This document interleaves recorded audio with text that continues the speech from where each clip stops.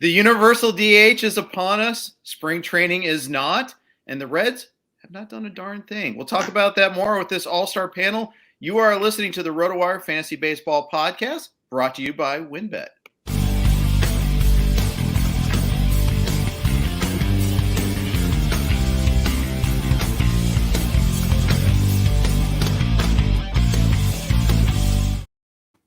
Hey everybody, welcome to the RotoWire Fantasy Baseball Podcast. Jeff Erickson here with an all-star cast. Got Jenny Butler, we've got Doug Dennis, and Clay Link with us. We're going to be talking about the MLB lockout issues and, of course, a lot of Reds talk. It's Reds therapy, after all, so that's what we're going to spend the majority of our time doing here. Let's introduce this awesome panel. Jenny Butler is joining us. You can follow her on Twitter at JennyButler830. She is a fantastic NFBC player. She's been going to First Pitch Arizona, and now you're doing more podcasts, Jenny. You're becoming a content provider. How's that feel? Weird. I don't know quite how this happened, but I guess if people want to hear what I have to say, I'll do what I can. Let's hope it goes well. Well, I mean, you've got a lot of knowledge stored. It's sharing it is the next step there. And I bet as you interact, and at least I felt this way, the more I talk with other people, other smart people, I learn. It helps hone my game as well. So, and that's obviously, we've all go to First Pitch Arizona, and we all feel, that collaboration makes us all better players. Definitely. It's talking to more people and doing this a few times has definitely helped me feel more comfortable. Good. Outstanding. We have Doug Dennis from Baseball HQ. Doug is always on the Factor Flute panel for pitchers at First Pitch Arizona as well. He does a lot of bullpen columns on HQ. What else do you do at HQ these days, Doug? That's it. I do bullpen columns and really that. And then, they ask me to do stuff that I don't want to do. And so sometimes I have to do stuff. But do you say that it sucks? Do you tell them, oh, that sucks? I'm not allowed anymore. I used to. So Jeff's referring back to the early days. I used to be a little bit incorrect in some of the ways that I would speak on the panel. And so I'm not, once Ron left that and now it's up to Brett, I'm not allowed to anymore. So. Oh, okay. We've reined Doug Dennis in. I like raw, unfiltered Doug Dennis, but that's okay. I get it there. And of course, we've got Clay Link from RotoWire, the RotoWire Prospect Podcast. Easy for me to say. And he does with James most Wednesdays. Yesterday, James is continuing his awesome guest series and had another great one yesterday. But he also is on Fridays with Todd Zola, and someday we'll have two start starters again with that. But until then, we're just hitting a lot of draft-related topics. Clay, what's going on? How you doing? Hey, doing pretty well. Thanks for having me on with you guys. I think today was mostly a pretty good day for baseball and baseball fans. I was feeling kind of down on the situation earlier this week, but at least Ranford said what I was hoping he would say, and that's, as the mouthpiece for the owners, he said that they're committed to making a deal in time to not miss any games. Said missing games would be disastrous, which I agree. It would be. Yeah. So that was more so than anything what I wanted to hear. So I heard that, and that is encouraging. I heard other stuff where I thought he dissembled, if not outright lied, but I don't think it is safer to invest in the stock market than to own a baseball team, for instance. But I hear you on that. Let's jump right off there with his comments. Jenny, what was your reaction to Rob Ranford's press conference today? I feel like he didn't say much. I mean, I know that the DH comment was in there, but didn't we all really expect that? I mean, that's kind of how I've been planning anyway. So it felt like he was trying to make it a newsworthy statement when it was kind of just what we all knew was coming anyway. I saw ahead of time that maybe he was going to be talking about delaying spring training, and he didn't do that. So I guess that's good news. Yeah, and they did say that we're going to have a proposal to the players on Saturday. Their third one since they locked things down. So, okay, maybe baby steps here. I also think, though, it's kind of like, okay, well, they didn't accept this offer. Now it's time to shut down spring training. I can see them spinning it that way, too. But I'm just a cynic enough to think that. Doug, what was your reaction to the press conference today? Well, I just feel like no news is no news. I mean, I think these guys have to make PR statements every once in a while so that because the fans are ready with torches and pitchforks, and you don't want that. So they have to come out and say something. And so they think, well, what can we say that's positive? Well, we agree on the DH for the NL. Like, okay, great. Like, no kidding. I mean, what else you got for me? I just think, and it's hard, these guys really can't talk about all the specifics sometimes they do in the public, but it goes poorly because, they're trying to negotiate a deal. So it's, I think it's harder than it sounds to make public statements. And I just felt like it was it was just as much news as I knew before he did the press conference. Yeah, I could see that. The DH. Okay, so now it's official. We're going to have universal DH. It's something that should have happened last year, but what didn't, we all know why. I mean, the owners wanted to try to gain some leverage out of it. It didn't happen. But now we have it. How are we reacting to it? Clay, what are you doing? Are you doing anything differently, or were you already ranking, assuming there was going to be the universal DH? Well, I'm going to have to bump up a few players. First players that came to mind for me were, Dom Smith, kind of at the back half of the player pool. Just a guy with Pete Alonso there who's kind of positionless. So he was the guy who popped into my head. Then kind of on the other side of the spectrum at the top of the player pool, I think you bump up guys like Real Muto, probably Will Smith of the Dodgers, some of those catchers, some of our Reds that we'll talk about. But most of the guys, I have ranked about where I expect to have them, come March and later this month. So there are a few guys I'll bump up, but really I'm not expecting widespread shifts to like the NL pitchers I have. I think I have them about where I expect to take them. Are you doing it, by the way? Is that your cat, Jeff? Oh, yeah, nice. Mine's actually quiet right now. I actually have two of them. Mine has never done this before, so I don't know I don't know how to make her stop. I like cats. Yeah, feed your cat, Jenny. Come on. I wanted to mention it because it's kind of the elephant in the room. I'm sorry. No, no. Oh, good. Hey, the cat's just very excited about the DH. I get it. They're tired of seeing bunts. I'm happy for that. Tired of seeing a one slot in the order hitting 110 for the entire season. I'm in favor of this. I think many baseball fans are. Doug, what's your take on the universal DH? Are you changing anything? Are you happy about the decision? What's your take? Well, I'm agnostic. I mean, I don't care whether they do it or not, but they're doing it. So I was prepared for that last year. I think I worry some about some of the pitchers. Honestly, I think what will happen is you'll get a few less innings from people who are middling starters, maybe because they'll get taken out of games because they don't have that easy spot, at the end to pick on. And I think that the reliever usage will be similar to the AL, which will be a little bit different, but not a lot. I mean, I don't think it's not like somebody who was worth a certain amount is suddenly worth some crazy different amount.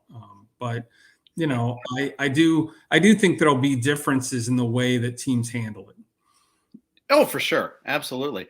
I did not project the pitchers assuming there's going to be a DH, but in part because we had 2019 with Happy Fun Ball, 2020 where we did have the universal DH and still Happy Fun Ball. So I feel like any sort of stat projection, including the 19 and 20 stats, are going to be necessarily a little bit inflated anyhow. So I'm going to do slight adjustments here and there. I'm going to downgrade some NL starters, probably the shakier ones, as you alluded, because I think they will go shorter. I think they'll get fewer strikeouts. But it's not going to be this massive change because there's so many other variables we don't know. We don't know which ball are they going to use. We had two balls last year, unbeknownst to everybody until after the season, until Dr. Meredith Wills got, laid it out for everyone and made the case that was pretty conclusive as far as I'm concerned, that this is something that happened. It's crazy that we don't know the environment we're going to be playing under again. Honestly, the ball thing is concerning because I'm willing to bet that it wasn't evenly distributed between teams. I mean, no, I'm sure it isn't. Who had more home runs because they had more of the bouncy balls, and you'll have ones where pitchers were better than they should have been because they didn't have any. I mean, it's just crazy. Yeah, as far as fantasy goes, though, I just try not to speculate on things that I don't know enough about. So like, even with the DH, we don't know who's going to get the extra plate appearances exactly. And with the ball, we don't really know. So I just try as best as I can to just sort of not think about it, just because I don't want to make assumptions and somehow go the wrong direction, you know? I think that's really good advice. I mean, heck, we have so many unsigned players still that could change so rapidly. And trades are going to happen too, you presume, a little bit. Yeah, it's going to be wide open. So they're still trying to work towards having opening day on time. They're still trying to, not even postpone spring training officially, though. We'll see what happens after this weekend. If they on Monday, miracle of miracles, we get an agreement, it's going to be this wild west of a free agent period and trade period here before camps open up. How are you? I mean, it's going to be so difficult to stay on top of all the moves and know who's going to go where and all that, and let alone get these guys up to speed on time. I think we've been spoiled with the lack of news in some ways when you're talking about fantasy prep, because it's been just sort of a stalemate, and we can just stick with the rankings and projections that we have, and it's going to throw a wrench into everything. There's drafts that I just started a draft today, one for the most money so far this offseason. So hopefully nothing gets too crazy right in the middle of it. Right. And get people holding out, waiting to see if someone signs, keep delaying on their pick. Now, yours it's a 1 hour DC, correct? No, it's a 1,000 DC. No, hour time between picks. It's 2 hours. 2 hours. 2 hours. Okay. Mm-hmm. So you can do a little bit of, milking the clock there at the end of the day. A little bit. I don't like to do that. It always annoys me. Right. But if I hear that there's an agreement, I might take that one opportunity to wait a little bit. Sure. Yeah, it's going to be crazy on our end, Jeff, trying to keep up with everything, but it'll be a fun challenge. But the list of free agents is just, Freeman, Castellanos, Correa at the very top. And then, probably 100 plus guys who aren't really that notable. Yeah, I think you're right. It's going to be a fire hose, and that's why I'm trying to scramble and get more fringe players projected now, even though I don't know what their role is going to be, just to have something in there. So at least if someone signs and displaces them, okay, I'll just chop that by 33% or 50% or whatever, or add, as the case may be. But there's a lot of adjustments that need to be made. I just want to say too, go ahead. Real quick, Jeff, we were talking about spring training. I think they mentioned that they are moving forward with it, but it's without major league players for the time being. So that'll be right. weird. Wow. But they're not major league spring training games. They were kind of having that weird little distinction there. So they're going to have spring training with minor league players start when they normally do, and they're going to have minor league spring training games, but they won't have. They're taking pains to say they're not going to have scabs. Basically, is the way I read that. I just assumed I would hear Manfred say something like, "Well, if the players play ball, we'll have opening day on time." But he kind of was. At least he reassured me a little bit by saying we're committed to making an agreement and not missing games. So right, cautiously optimistic. Maybe I'm a sucker, but yeah. I just saw a tweet from Amir Garrett saying, "Why wait till Saturday? Come with a proposal today." Kind of a good point. Why do we need to wait 2 more days for a proposal? Well, they're probably putting running it by all their lawyers and stuff. I don't know how it works either. A lot of times these kind of decisions require sign off, and you have all these owners that are doing all kinds of other things that have nothing to do with baseball. And you have, who knows who hasn't looked at it yet and says, I need my lawyers to look at this. Give me 4 days. And that's what's happening. So I'm not surprised by those kinds of things. I'm more surprised that they took so long to get it moving in the first place. True. I agree wholeheartedly. We've had 61 days, I think, since the lockout was instituted, more than that. And now we're finally getting to this point. Yeah. Why didn't we get to this point a lot sooner? Before we launch into Reds talk, we got to share a quick note from one of our sponsors. If there's one thing we appreciate here at RotoWire, it's making good decisions, and even more so, making the right decision.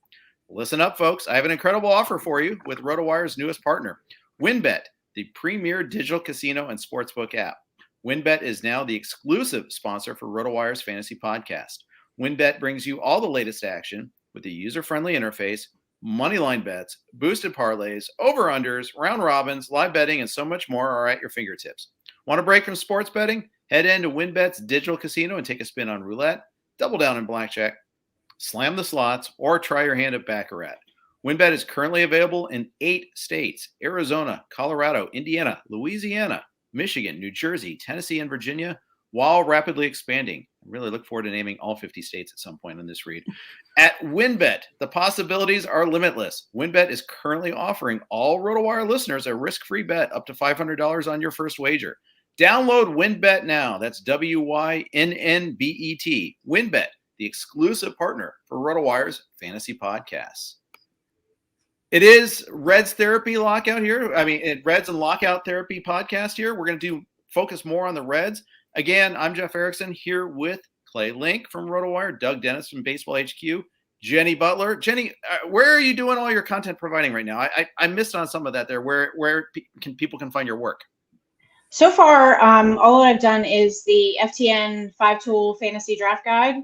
Okay. But I've been talking to both Fantrax and Rotoballer about providing some content this year. I actually just got officially signed up with Rotoballer this week, so I'm working on getting some stuff together for them.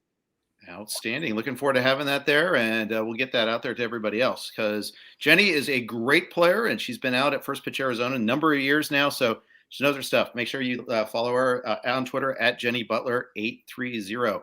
Let's talk a little Reds. Let's start off with the present, and then we'll kind of delve into some of our best favorite memories later on here. But present's not so fun right now. Wade Miley walked. Well, he didn't walk. He got non-tendered. The Cubs claimed him, so they get him for nothing. They don't even, Reds don't even get the $1 million. $1 million. They weren't willing to risk $1 million to try to get the draft pick compensation or get anything for it. They just let him go to a division rival. They traded away Tucker Barnhart. That one seemed inevitable with Tyler Stevenson advancing and Barnhart becoming a little bit more expensive, but it kind of hurts a little bit. And then nothing. Crickets. They're one of 3 teams that haven't signed a major league a player to their major league roster this offseason, along with the Cleveland Guardians and the Oakland A's. How do we feel about this? Jenny, how do you feel? Discouraged. It's so frustrating that, just a couple of years ago, we were feeling so hopeful. They were spending money. They were bringing in Moustakas and Castellanos, and the pitching looked good. Brought in the driveline guys, just really feeling it. And then they didn't really even try. This is where the aforementioned, half-assed, I think, comes in. Like, they just kind of gave it a half-assed effort and then said, okay, we're done. They didn't, you didn't even pay, they didn't even use the window that they created for themselves. So I don't know what to make of it. Yeah. And it started last year with Iglesias. And, with the flexibility we've granted ourselves, we'll be able to address shortstop. No, we didn't do that. Sorry, never mind. We're going to do nothing instead. Doug was speaking specifically about the Reds bullpen, Iglesias, what they did last year, and, the lack of activity so far this season. What do you see coming out of this bullpen? I actually think the bullpen is not as bad as people think it is.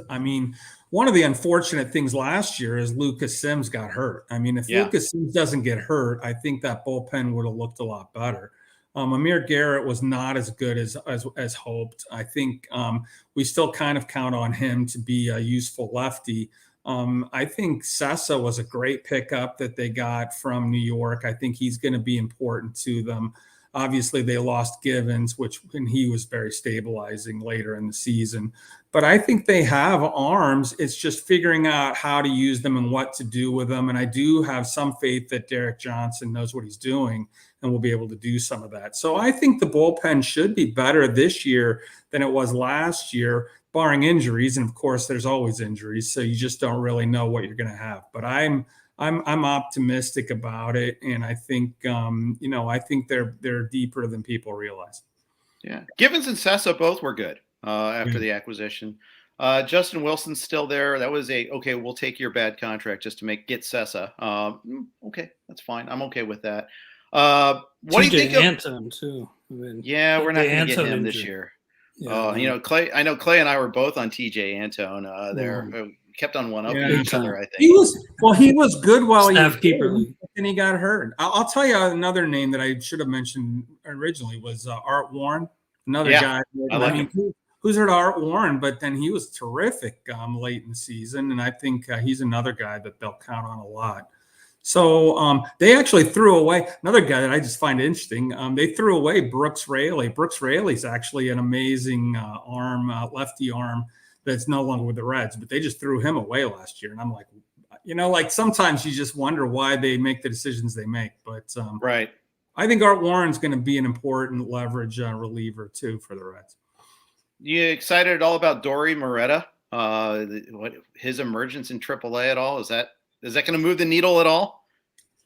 I don't know. I mean, I tend to think sometimes, you've seen this a lot with minor league pitchers with the Reds, is they're fine in the minors, and then they get to Great American Ballpark, which is, I hate to say it, but kind of a launching pad for home runs. And if you can suppress home runs, you can do fine there. And if you can't, then suddenly it's not going as well. And those are the kinds of things that hit people like Amir Garrett. Amir Garrett's a very good pitcher, but he can't suppress home runs. And so he has a lot of difficulty in Great American Ballpark.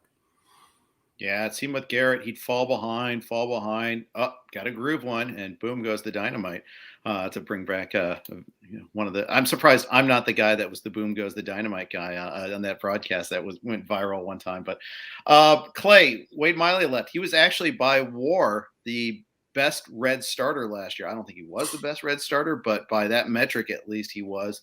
And they let him go for nothing. How are you comfortable with the replacements they have in line for him? Well, I think Bob Castellini should sell the team. Let me just say that. Yeah. Because look, Wade Miley, whatever, $10 million for him. It's not like the worst thing in the world to let him go at that price, but to just wave the white flag the first day of the offseason, pretty sad. And I just, maybe he could do a little better on the stock market. Owning a Major League Baseball team. But behind, in the rotation, they definitely have some guys. Of course, the two top prospects, Hunter Green and Lodolo. But Riever San Martin, I drafted him in a few leagues. I watched most games, but I didn't develop a strong take on San Martin. So kind of interested to hear what you guys have to say about him. I didn't watch a whole lot of him because it was the last 2 weeks of the season, the last 10 days of the season. Yeah. And it was so depressing watching the Reds. Oh, they fell apart. They completely quit. When did we lose 8 series in a row? A couple of those against the Marlins and the Cubs and the Pirates. And they were in the hunt until that stretch where the Cardinals blew up and the Reds went in the completely opposite direction. Yeah, the Cardinals won so many games that if the Reds had even been good, it wouldn't have mattered. But they were not good. They were. Some of those were against the Reds, though. That's part of the problem. But maybe that's true. But they didn't lose for a long time. I think the Reds could have gone. I forget what the number was, but almost 600, and they still wouldn't have made the playoffs because of the way the Cardinals went. Yeah, the Phillies and the Reds kept on being pushed up as the teams with the best schedules in the second half, and then 8 series later, and we still haven't won one of these damn things. It's And then after that stretch, to come out the first day of the offseason and tell your fans that the number one priority is to realign payroll with resources. The very first transaction that happened too. You're right. That was the thing that was just talk about crapping on your own fans. It was brutal. Yeah, at least run that by your PR person before you say stupid stuff. I just think that Nick Kroll doesn't know how to speak in public, and that's a big part of it. He just sounds like a dead fish all the time. And if he's not on camera, he sounds exactly the same. So I don't know how to fix Nick Kroll's public persona. But, that's a big part of it is, the truth is that they're aligning to their resources, which they see as very slim, saying it publicly. Why would you? You can go the whole press conference without mentioning that. Yeah, it was like the Blue Jays a couple years ago when they were like, yes, but we got payroll flexibility. And it was kind of like Lethal Weapon 2 with the South African guy saying diplomatic immunity. Kind of like that. I don't know. It's just been revoked. I don't know. It was awful. But I don't know. Jenny, Nick Castellanos opted out of his contract. Not a surprise. The Reds offered they were going to get draft pick compensation. He turned that down. Not a surprise. How are the Reds going to replace Castellanos' bat in the middle of that lineup? Not easily. I mean, it doesn't seem like they're going to bring anybody in. I had sneaking hope, just a little bit of hope that he might stay, just because it's such a good ballpark and he had such Hmm. success there that I thought if that's a priority for him that he might stay. Of course, everybody in the media immediately assumes somebody from Cincinnati is going to leave immediately, and I always kind of hope that somebody will defy that and stay, Right. but it hasn't happened yet. So I mean, Winker is a great bat out there, but they're going to have somebody step up that hasn't stepped up before. I don't think they're going to bring anybody significant in. So you're going to have, an Akiyama or, somebody like Nick Senzel step in. Those guys haven't done it yet, but, they're capable. Suarez can hit some home runs. If he could just, bring the batting average up, if he could do what he was doing in September, that might be something. And really, the only other option I see to sort of fill in some of that is, Moustakas. And again, we're talking about like coming back and doing what he didn't do last year. So it's a lot of hope and a prayer right now, I think. Clay, you mentioned you tweeted the other day how the Reds probably didn't do right by Senzel or Moustakas or any of their other injured players. Yeah, what's your outlook on It was those just guys, weird. and what's your take here? It was just weird how, well, with Winker, they kind of like, I don't know if they really deserve much of the blame because he kind of rushed himself back, but they deserve some probably for not stepping in and saving him from himself, because Winker came back and got hurt like immediately.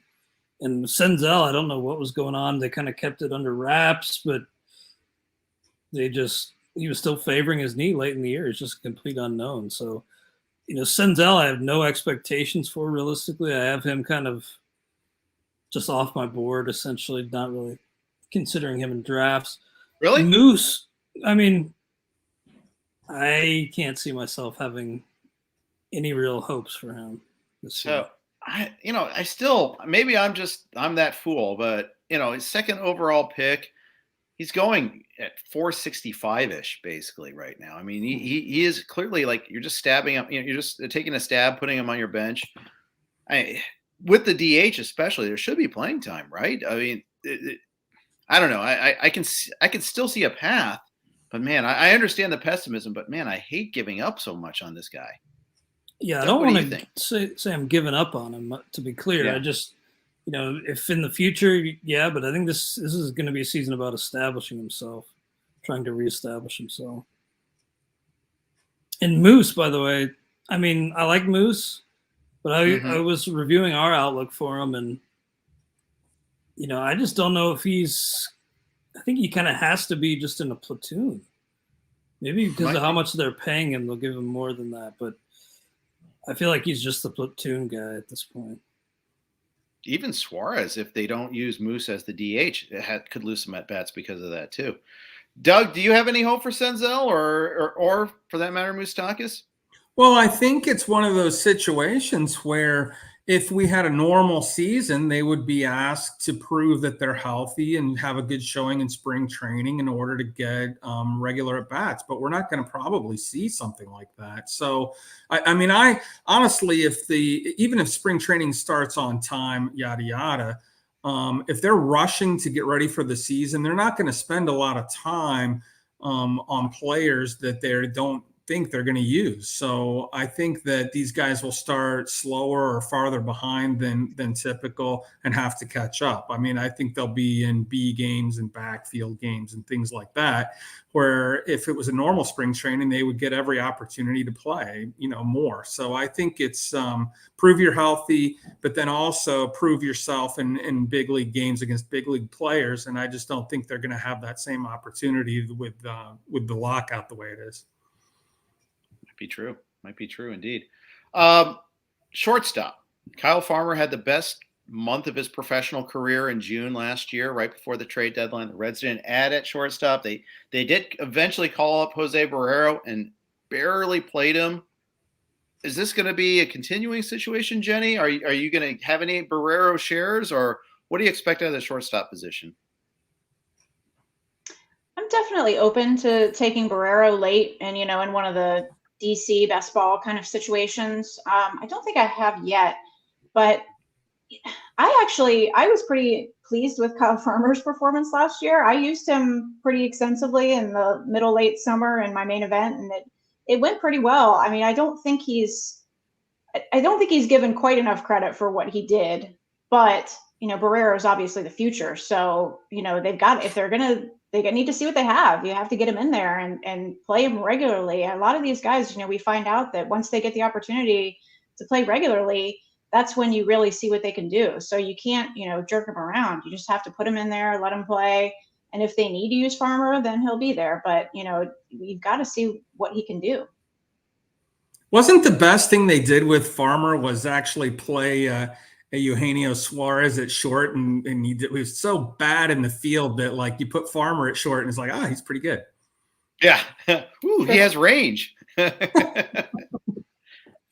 Yeah. Yeah, I'm glad that experiment was done away with. It took them long enough, but yeah, good grief, that was. Everybody knew that was a terrible idea the minute they announced it. I don't know how. The immediate reaction was just, well, that's an obviously bad idea, and they just went with it. I think they were trying to fit at the time Moustakas and Suarez on the field together with India. Who had a good season, and it's very hard to fit them all on the field if you can't put Moustakas at second, and you can't put Suarez at third. So they were. I mean, it's just, but it tells you how poorly the pieces fit together too. Yeah, and that goes all back. It goes back in their long-term planning, like how they've treated Nick Senzel for that matter. Hey, we got this number 2 overall pick. Is he a third baseman? Is he a second baseman? Is he a shortstop? Is he a center fielder? We'll figure it out at some point there. There was no planning. It's just, you get draft capital like that. Don't screw them up. I was looking at our notes too on Senzel, and when he was hurt down at AAA last year, rehabbing from that knee injury, they had him back at shortstop. Yeah. Have you guys jerked this guy around enough? Apparently not. So I don't know. Maybe we see Senzel back at short a little bit, but oh, that would be wild. I could just see the Twitter fur flying on that one there. It would be awesome. I still have hope that they'll bring in one of these free agents. Probably not, Correa or Story, but can't they just bring somebody in? They will not. We know that. Man, Trevor Story here. Oh, that would be useful. But easier said than done. Yeah. There's no way. There's zero. Not a chance. Not a chance. Don't let yourself dream on it, because you'll only be disappointed. On that note, let's hear from our next sponsor, Thrive. I'm really good at these lead-ins here. I am the Jim Nance of podcasts. Experience a new way to play daily fantasy sports on Thrive Fantasy. Thrive Fantasy is an exciting player prop fantasy contest. With Thrive Fantasy, you can eliminate the countless hours of research and focus on only the top-tier athletes that have the biggest impact on the game. Sign up for Thrive Fantasy today and receive a free 6-month RotoWire subscription. Here's how you claim your free RotoWire subscription. 1. Visit rotowire.com/thrive. 2. Deposit a minimum of $10 and receive a 100% deposit bonus of up to $100. 3. Play in your first paid contest and receive a free 6-month RotoWire subscription. It's just that easy. All right. I'm Jeff Erickson. I'm here with Doug Dennis from Baseball HQ, from Jenny Butler, who you can find on the FTN draft kit and soon to be at a Rollerballer article near you soon. And of course, we got Clay Link from RotoWire here. Guys and gal, Doug and Clay are doing this Arizona Fall League Speaker League draft with me here. We're drafting all within like 5 spots of each other. None of us took Tyler Mahle when he went. None of us took Luis Castillo or Sonny Gray. Are we down on these guys, or is just where we were drafting? Mahle went right in between Doug and I think, by former RotoWire guy Derek Van Riper. How did this happen? I'm not against them, and I wasn't against them for where they went in the draft. But honestly, and I'm not really giving anything away. I really am big on strikeout percentage minus walk percentage, and I had guys pushed up a little bit higher that are not higher by ADP, but are higher by my rankings. So, I miss on those guys for that reason. Yeah, I like Mahle, but he really struggled at home last year. Yes. Like he really had some gopheritis at home, and maybe a full season with a real defense behind him will help, and a good arm. But man, sometimes he can just give up the long ball, and just one poorly timed long ball will sink his afternoon. So, I thought that was a decent pick by DVR. I don't know if he's going to be able to pull it off with Mahle as his SP1. Godspeed to him. He did do something different. That's for sure. And Derek is good that way. He's we didn't mean to make this a DVR cast, but here we are. But Derek is good about finding pockets of inefficiency and trying to exploit them pretty well. I've noticed that in other drafts where he tries to zig where everyone zags. Jenny, Castillo, Gray, or Mahle, who are you most optimistic about this year? Optimistic. I feel sort of ambivalent about all of them. Okay. Especially, it's at draft price. I've drafted Castillo once while I was in Arizona. Actually, I took Cole, Castillo, and Webb as my top 3 because pitching was falling, so I got good deals. But I would have that backup to it. I don't want Castillo as my SP1, but as an SP2 or maybe even 3, that's fine. Mahle, I like. I'm kind of disappointed that other people have started to realize that he's there too. So the draft price is not. You're not getting a deal. So it's just sort of, he is what he is. I've also drafted Sonny Gray. I feel like he's in a good spot for a bounce back. He's also, a possible trade candidate. So, he could, be hard for him not to end up in a better park, and, they'd probably go to a contender. So that might be good. I think he's going, if I'm not wrong, the latest out of the 3. So I'm probably most likely to draft Sonny Gray. Is there anything to Luis Castillo being a warm weather pitcher, or is this just a statistical fluke? There's cold weather. If he's in Cincinnati, there's going to be cold weather. So even if it's true, which I don't even know that I believe it is, he's not getting away from it. And if you're not going to start him in the cold weather, then it's not a good draft pick where he's going. So it's sort of doesn't really matter to me, I guess.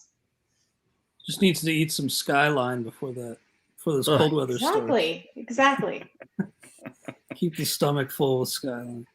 Doug is shaking his head badly I know. on this one. I don't like Skyline. That's all right. It's like cat food on top of spaghetti. I mean, who wants that? I do. All day. I love it. There's something in the water. There's something in the water in Cincinnati last year. Maybe it was Skyline chili. There you go. That should be discussed. I haven't been getting these guys at price. I have been getting Hunter Green at price. I've been willing to take the stab on him just because the high ceiling is worth it to me, and it costs you relatively nothing. But so far in my DCs, and I've been doing more of the 12-teamers than the 15s, I haven't ended up with any of Castillo, Gray, or Mahle.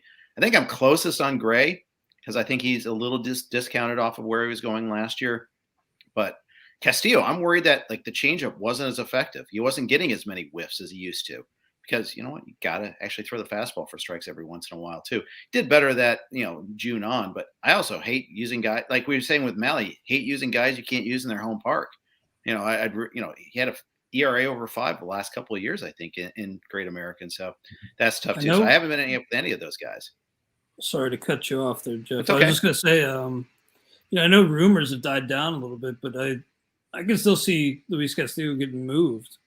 I feel like that's still a very real possibility before the start of the season. And also, I'd like to go back and kind of see his splits when Suarez was at short, because I feel like when Suarez wasn't at short, he was just fine. Opening day comes to mind. Yeah, for sure. The Reds pitchers have to say, I can't give up a ground ball. It's brutal. Good plan. That Great American Ballpark. Good luck, guys. We've spent most of this cast without mentioning the hitters that are getting drafted the earliest, the ones that we feel the best about with the Reds. Joey Votto had an amazing season last year. He decided, he was like that old rec sport baseball argument. He can hit home runs if he wants to, except it actually happened. It actually became true. Is that just it? Doug, are you buying the new and improved Joey Votto? No, I bought him last year quite a bit because I thought he was undervalued and I thought he's had something left in the tank. And now it's like, oh, Joey Votto 10 years ago. No, I don't think so. I mean, I don't like his ADP at all. And he's going too high for me. Jenny? I've drafted him once, I think, when I sort of semi-punted first base.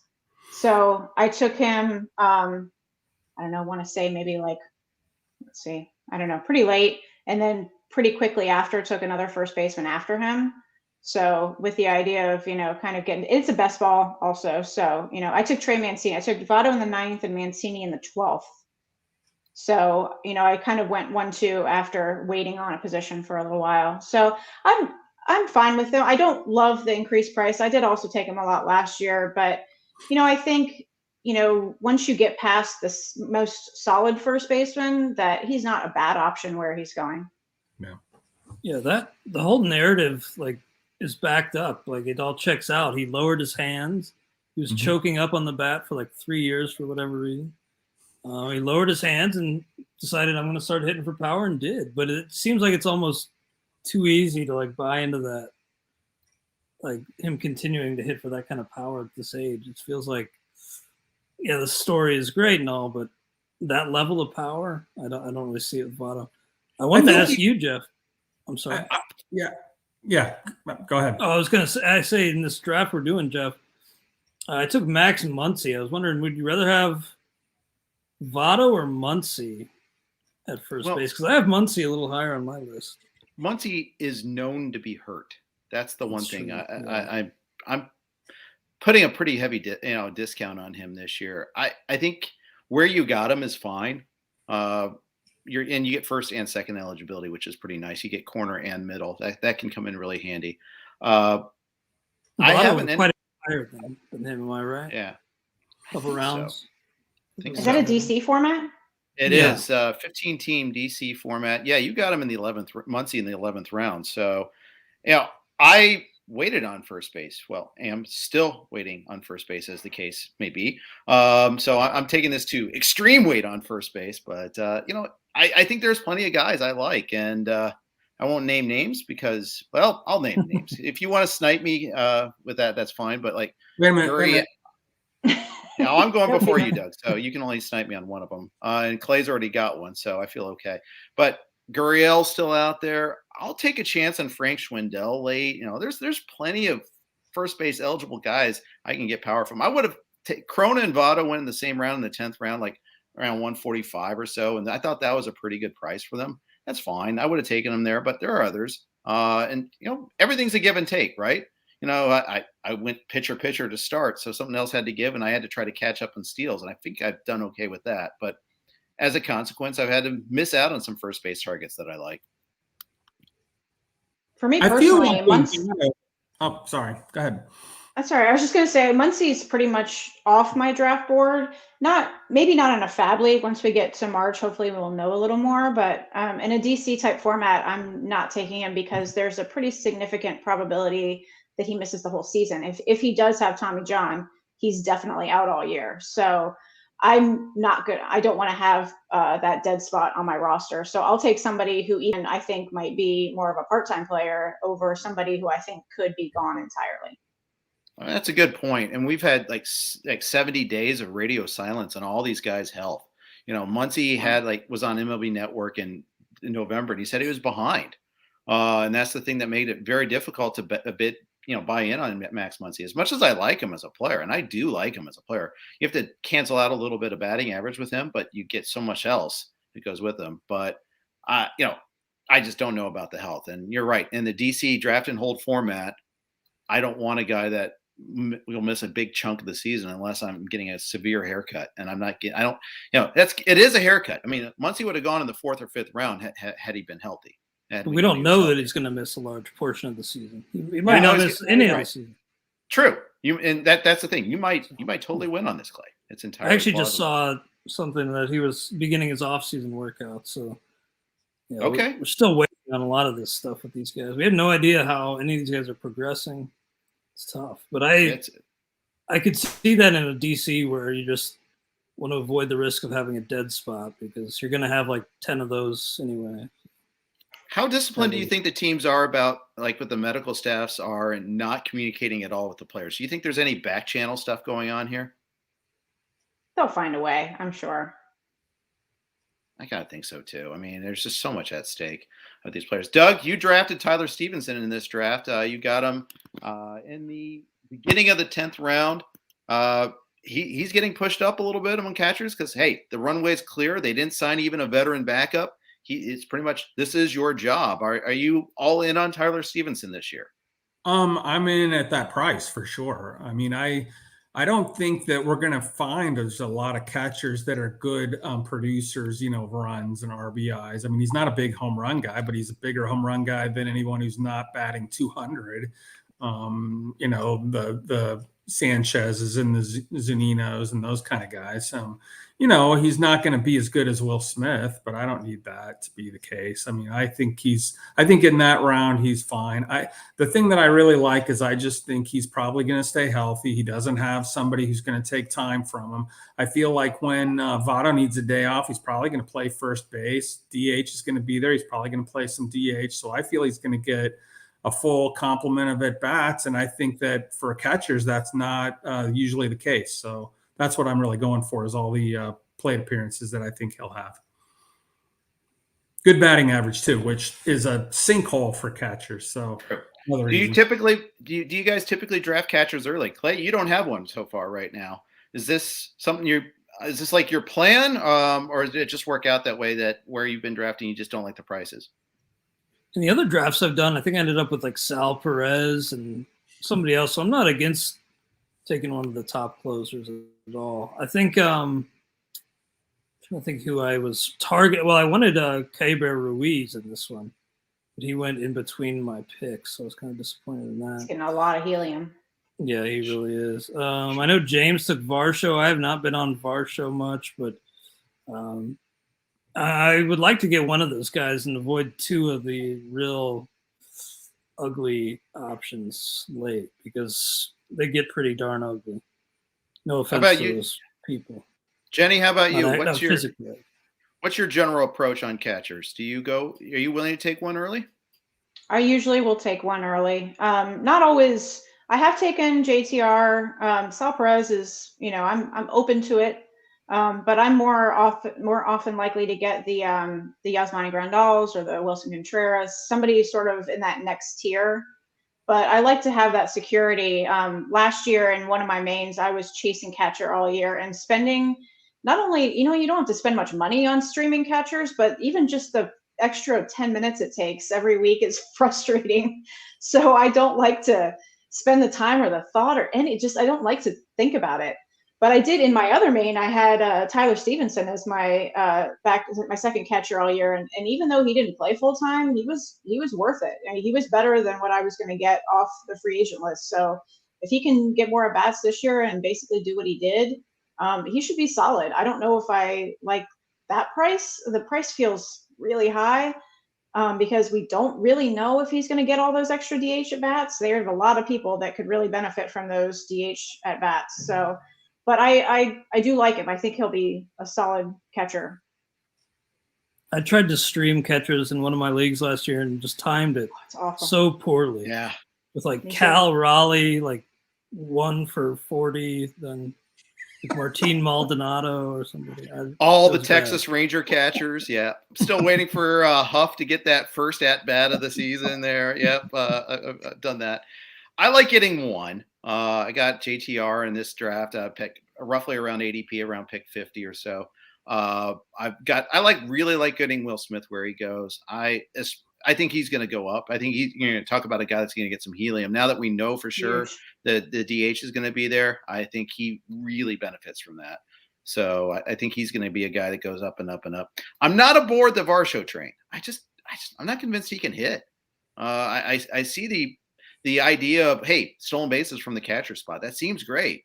I just don't know how good of a hitter he is yet, though. Yeah, he's not a good hitter, but I mean, where else are you going to? I mean, it's like found money to get steals from a catcher spot. I mean, that's the thing about it, right? I mean, you can kind of skimp on steals somewhere else if you get Varsho. I I don't have him. I mean, I'm not, but I do understand why people get. Right. I mean, I do too. You don't want Martin Maldonado. And if you keep looking at the board and saying, well, this isn't the top guy I got going right now, pretty soon you end up with Martin Maldonado. So somewhere along the line, you got to get a guy. General rule of thumb, don't Martin Maldonado. Don't do that. Yeah, that's our goal. The interesting thing about Varsho to me is that, we were early in the offseason last year, the same narrative was happening where everybody was on Varsho and wanting Varsho and drafting him in the early rounds, and he steals and we love it and he's going to play because Arizona stinks. And then he didn't. And yet we're having the same conversation this offseason, and everybody is back on being 100% sure that he's going to play all the time. They have a good catcher, and of course he can play outfield, but do we really know that he's going to do that? All of us thought this last year, and it didn't work out the way that we thought. So I don't know if he did enough last year to convince the team. I think he probably did, but nobody's mentioning that the same thing is happening this year that happened last year in the offseason in the fantasy community. Agree. Anyway. I mean, the only thing that came to fruition was Arizona stinking. I mean, that part did come true. And stinky teams let their guys run. That helps. But, I mean, give me Grandal and Contreras over him straight up, let alone for the price. I think that's right. I mean, I'm not saying go get Varsho. I'm just saying if you get Varsho, you actually have some found money in those steals. And I think he'll play enough to get you steals where no other catcher's getting you anything like that.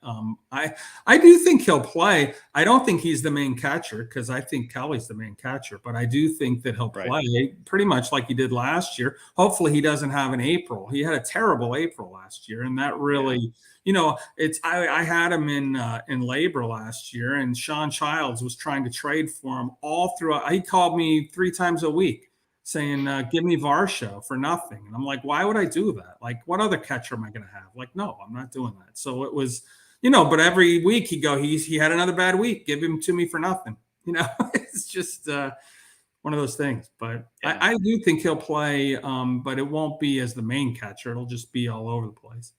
Varsho did finish relatively strongly. He was a good pickup for me. I didn't draft him anywhere, but like in the 12s, he was dropped, and then I swoop in and pick him up. And okay, yeah, I think he was okay. I think that's why people are on him now is because he finished okay. So that's probably why. We're going to talk a little bit about our favorite Reds players, our favorite Reds memories. But first, a note from our Blue Wire sponsors. And those of you that are watching, listening live, that was a very quick note, and we appreciate that. But we want to talk. This is a Reds therapy podcast here. Let's talk a little Reds here. Clay, who's your favorite all-time Red and your favorite all-time Reds memory? All right. Well, this is kind of a cop-out, I'd say, because I was young, and I remember most of it, but it's mostly because he was like the Michael Jordan of my area of Southwest Ohio. So Barry Larkin. Nice. I was born in '88, so I didn't see like the most of his career, but I remember parts of it, and he was a great player. The Griffey anniversary, I think, was that today? Maybe yesterday, the anniversary when they got Griffey. Mm-hmm. That was a great day. That was I remember that day in my childhood. One of my favorite memories, though, is R.I.P. Ryan Friel. Do you remember that catch Ryan Friel made in the outfield at the warning track where he was like parallel to the ground? I do. If you remember that game. But I was at that game with my family. Nice. So that was one of my – I remember that, got us all out of our seats. I think it was Great American by that time, not Riverfront anymore, or Synergy. Remember Synergy Field? But everybody just jumped out of their seats, and that was one of the best plays I've seen live. So one of my favorite memories. Nice. Jenny, favorite player? My favorite all-time Red is Chris Sabo. Okay. I just loved Chris Sabo in '90, and in my family, he was a huge hit. My grandmother had a crush on Chris Sabo. It was hilarious, but I always enjoyed him. And my favorite memory, same year, well, one of those years, I went to, it was game 2, right? Game 2 of the World Series in '90 and watched Joe Oliver get the walk-off extra inning hit. We were in the absolute top row of Riverfront, so we were like backs up against the concrete and saw that. And I was 12 at the time, so it was like so exciting. I love those memories. Yeah, that's awesome. And that was the little dribbler down the third baseline, right? The Joe Oliver hit. Mm-hmm. I remember that. I still remember game one. Eric Davis at the home run. I believe it was in Sports Illustrated that described Davis's home run as the Pat O'Brien seeking missile, because he was like for CBS doing the hosting. That's when he still did sports and all that. God, I loved Eric Davis.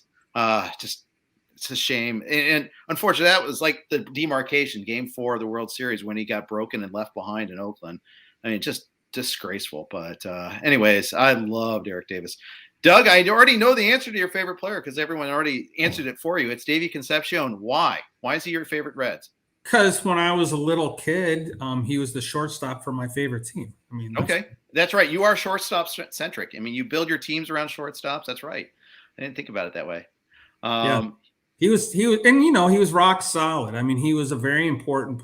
It's funny because about Morgan and Bench and Perez and Rose, but Concepcion was every bit as important as those guys to those teams. I mean, because he and Geronimo and Bench were and Morgan up the middle were incredibly good defensive players, and Concepcion could hit and get on base too, but he was very. He's not he's not an all-time great, but he was very important to those teams. Yeah, that's right.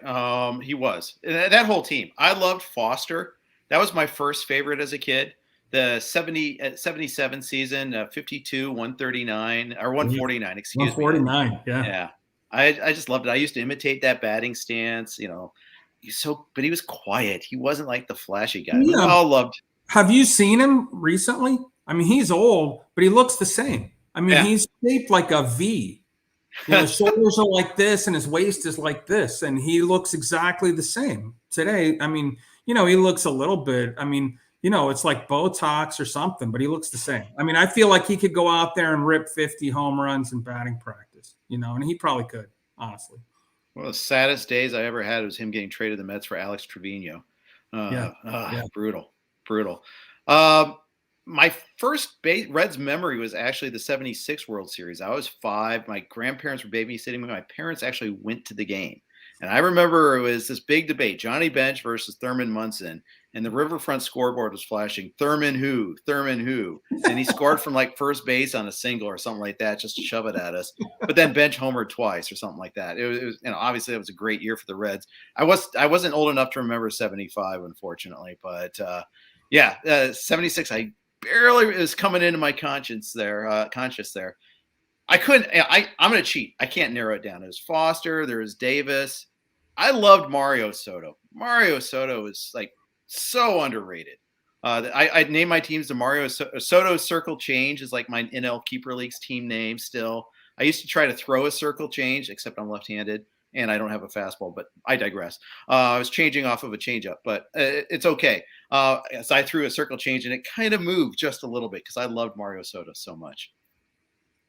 Yeah, Soto was one of the best pitchers in Major League Baseball on some really bad teams. Yes, those 80s teams were awful, especially after 81 where the Reds got screwed.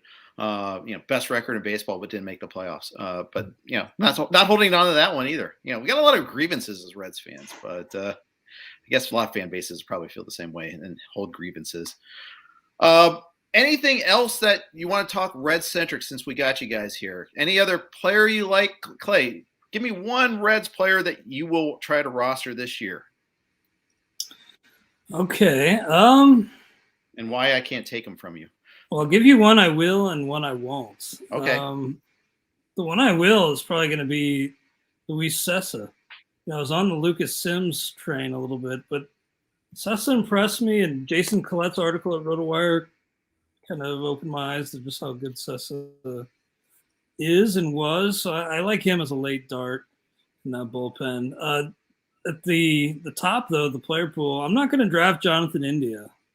In all the drafts I've done, I just haven't come close to to where he's at when he goes. And at the All-Star break last year, he was slugging about 400, slugged 500 in the second half. But I just don't know if there's enough thump in that bat to really be worth where he's going right now. I think you're kind of banking on steals and power that I don't know is really going to be there.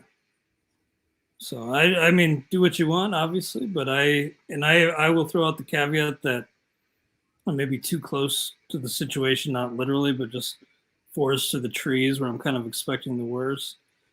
Sure. So take it with a grain of salt, but I just think, if you go and look at what India was doing at the All-Star break last year, it was pretty underwhelming. And, things seem to switch when they put him at leadoff. That's true.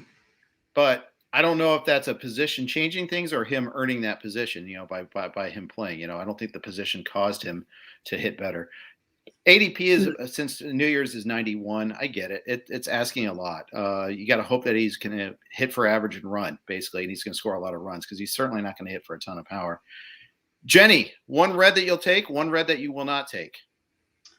Well, I have taken India. The draft that I'm is in its late rounds right now. I took him as my middle infielder. I took Alvarez early, and then India as my middle infielder. That is the best ball, though, so I can kind of, all of his contributions, I don't really need to worry about where they come from, so that helps.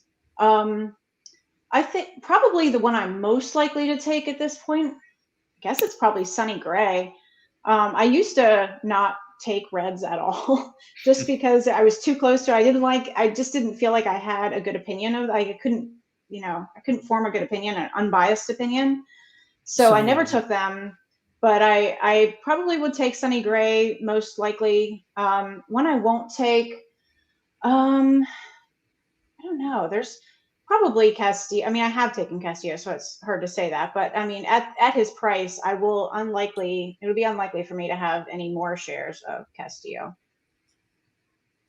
And Doug, finishing with you, who's one red you will take and one red you will not take at price? Well, I would take Tyler Stevenson for reasons I've already talked about. Sure. Who would I not? And everybody else I would take would be a dart. There's nobody in that I think is going to get regular playing time that I would take at their current price. But gosh, I don't know. Who would I not take? I mean, you can go through the list. I mean, I don't want Eugenio Suarez's batting average.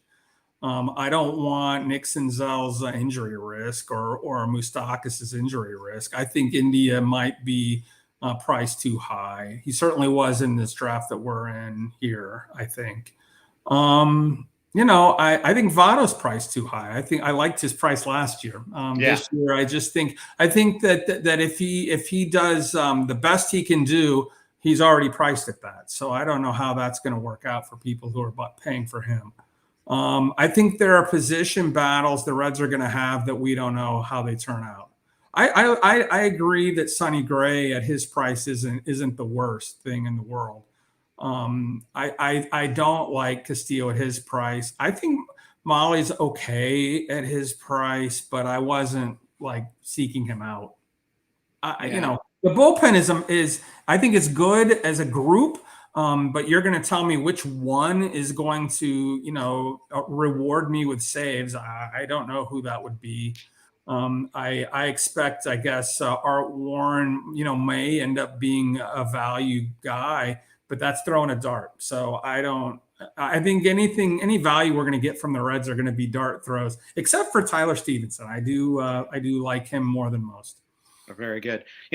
I think bullpen might be run similar to what it was last year, except with better results. I don't think he wants David Bell to declare a closer. Yeah. I think you might have be Rays North, but with slightly worse pitchers. And we'll see what happens. Jenny, I'm with you. I often don't get Reds players. I don't, and maybe it's a blinders thing. Maybe it's I don't want to I think I'm going to overvalue. I don't want to be a homer, and so I don't get them. But I'll say one I almost certainly won't get is Suarez. For the reasons Doug discussed. I mean, you get third in short eligibility, great, yay. But shortstop, Eugenio Suarez, there you go. But I've done my early DCs. He was sitting there at the top of my queue all the time using the RotoWire draft tool. I'm like, I don't want to take him. I don't want to take him. So I wrote an article about how I downgraded him. I mean, that's how much I don't want to take him. So he's like 250, 260 now on my list, and he's going around 200. I don't even know at 250, 260 if I'll still take him, but at least I can, sleep at night knowing I didn't tell other people to take him. So I've got that going for me. I will take Hunter Green as a dart throw late. I will take Senzel late too. I just think the pedigree means something. He's had those glimpses, guys, where he's been an elite player. Now, he could be a fully broken man for all I know.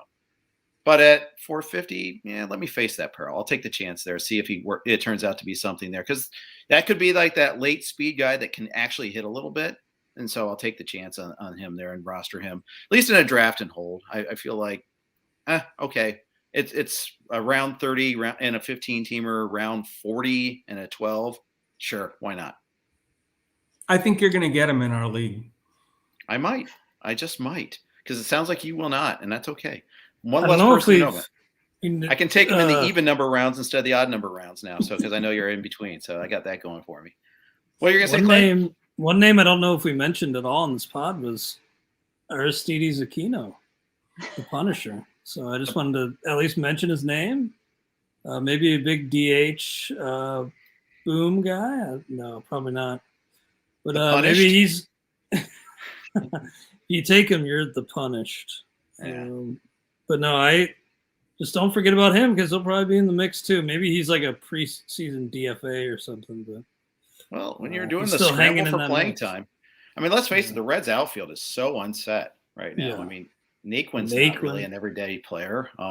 They're trying to force it. Schrock, maybe he gets a little bit of extra run.